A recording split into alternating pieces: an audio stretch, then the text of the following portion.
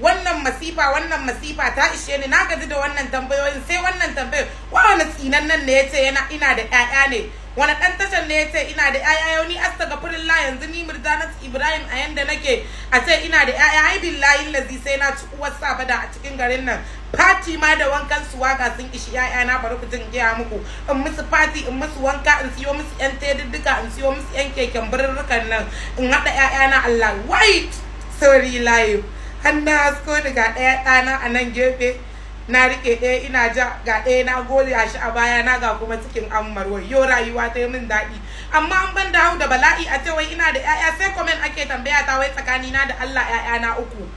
Ƴaƴa uku kuma suna ina ƴaƴa uku?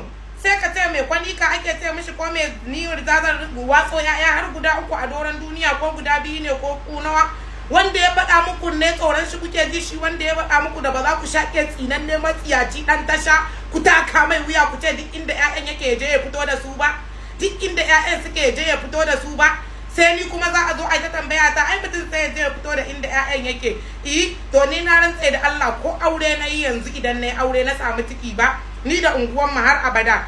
Sabida idan ka zo wannan zaka unguwar tamu, na rantse da Allah, tsabar rashin titi da ragargajewar ta, in kina da karamin ciki sai ya ragargaje, ki koma gida mijinki ya shaƙe miki waya ya ce ina ciki, sai ki ce mishi me, a titin unguwa ku kika zubar da shi? Ni dama na faɗi ko a gidanmu da na yi aure ba ni ba shigowa wannan area sabida bale kai ya je ya yi dawon kuma in zo in shiga uku. Ƴaƴa ku ai duniya, ni yanzu da ina da ƴaƴa, inna lillahi wa inna ilaihi. Yaran nan za su ga wanka, za su ga yanda ake cilin, za su ga yanda ake suwaga a garin nan. Na rantse da Allah, ni yanzu ina da ɗana ko wayo Allah, rayuwa dama ce. Amma yanzu ma haka alhamdulillah, abin da ya sako na ce alhamdulillah, an ci ai riga ko ba ta ka bace, in dai tana da kyau ka ɗauka ka yafa, ai ka ci arziki. A yanzu haka dai akwai wanda nake ɗan kula da su, an tafi haka, an tafi unguwa ko wani abu, zan zauna in kula da su. Ba da bayan haka kuma akwai wata ta tafi Saudiya ma, aka ce tunda ni ce, kin san kana zama kai kadai zaman banza a gida, ba wanda ya ajiye ka, baka ajiye kowa ba, kowa ya yebo da tsami sai ibaka.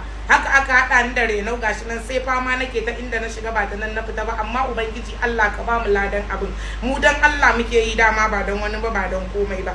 Amma maganar gaskiya kuma back to serious, tsakanina da Allah ba ni da ƴa, kuma ban taɓa haihuwa ba, ba ni da ƴaƴa, ban taɓa haihuwa ba, ni kaɗai nake rayuwa ta, na ci ban ci ba, in faɗi can in tashi a can, gani nan dai daga ni sai ƴan iyaye na. A haka nake rayuwa. Tsinan nan da yace muku ina da ƴaƴa, kamo shi za ku ya fito muku da ƴaƴa, ya fito muku ko pampers ya fito muku da shi